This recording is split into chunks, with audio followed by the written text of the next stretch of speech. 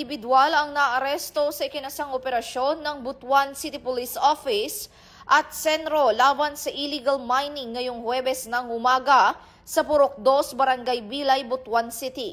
Ayon kay Police Colonel Romel Villamor, kinilala ang mga sospek sa kanilang mga alias na Rom at John mula sa Bilay, habang sila alias L at Jer ay mula naman sa Barangay Upagan. Tiniyak ng mga otoridad na magpapatuloy ang kanilang kampanya kontra illegal mining upang maprotektahan ang kalikasan at komunidad. Katuwang ang panawagan na ang bagong PNP para sa bagong Pilipinas, serbisyong mabilis, tapat at nararamdaman.